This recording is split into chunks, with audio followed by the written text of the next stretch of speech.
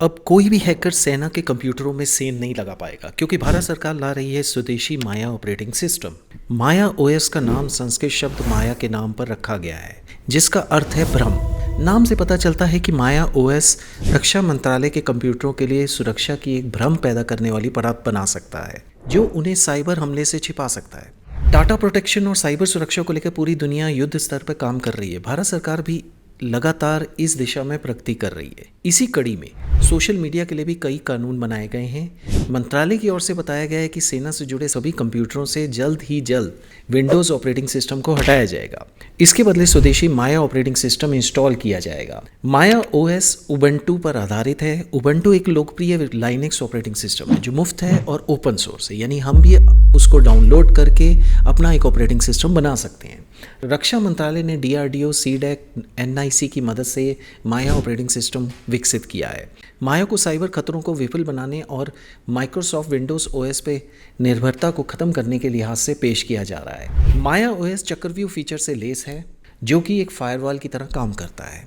जैसे कि हमें बहुत सारे एंटीवायरस का पता है, एंटी फायरवॉल्स का पता है, जैसे कैस्पर्सकी एंटीवायरस, कैस्पर्सकी फायरवॉल या फिर मैककेफे, और बहुत सारे एंटीवायरस का हम जानते हैं कि वो एग्जिस्टेंस में है।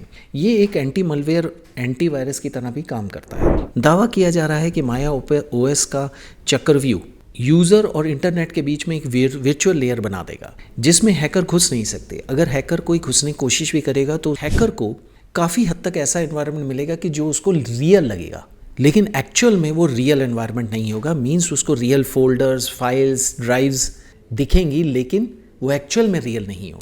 चक्रव्यूह शब्द प्राचीन भारतीय सैन्य संरचना से लिया गया है, जिसका उपयोग दुश्मनों को एक गोलाकार भूल भुलैया में फंसाने के लिए किया जाता था। माया OS की यात्रा 2021 में शुरू हुई, यानी इसकी एक टाइप से प्लानिंग 2021 में स्टार्ट हुई। विकास प्रक्रिया में तेजी लाई गई, जिसके परिणाम स्वरूप माया OS केवल 6 महीने की अवधि में बनाया गया है। माया OS में विंडोज़ की याद दिलाने वाला एक उपयोगकर्ता अनुकूल इंटरफेस है। मींस कि अगर जो विंडोज़ ऑपरेटिंग सिस्टम पे काम करने वाले यूज़र हैं, उनको माया ऑपरेटिंग सिस्टम में लगभग सेम लुक एंड फील मिलेगी, यानी सेम इंटरफेस मिलेगा। माया OS में माइक्रोसॉफ्ट ऑफिस, एडोब फोटोशॉप और ऑटोकैड जैसे रक्षा मंत्रालय द्वारा यूज़ किए जाने वाले सॉफ्टवेयर्स काम कर सकते हैं। इसलिए रक्षा मंत्रालय के जितने भी यूज़र्स हैं उनको कोई भी प्रॉब्लम्स नहीं आएंगी। इसके अतिरिक्त ये cloud storage, encryption, digital signature जैसी उत्तम सुरक्षा सुविधाएं देता है। रक्षा मंत्रालय के सभी कंप्यूटरों में माया OS इंस्टॉल इस साल के अंत तक होने की उम्मीद है। अगर हम देखें मेक इन इंडिया की तर्ज पे अब भारत सरकार भी अपना ब्राउजर बनाने जा रही है। अब माया ऑपरेटिंग सिस्टम के बाद भारत का ब्राउजर अपना होगा। भारत के इलेक्ट्रॉनिक्स एंड सूचना प्रौद्योगिकी मंत्रालय यानी MIT ने भारतीय web browser development challenge launch किया है। इस चुनौती का उद्देश्य गूगल क्रोम, मोजिला फायरफॉक्स या माइक्रोसॉफ्ट एज जैसे प्रमुख ब्राउजर के साथ कंपटीशन करने के लिए वेब ब्राउजर के विकास को प्रोत्साहित करना है। सरकार ने भारतीय वेब ब्राउजर को सफलतापूर्वक विकसित करने के लिए डेवलपर्स के लिए 3 से 4 करोड़ भारतीय रुपए के नकद पुरस्कार की घोषणा भी की है। उम्मीद है कि 2024 तक भारत अपना ब्राउजर बना लेगा।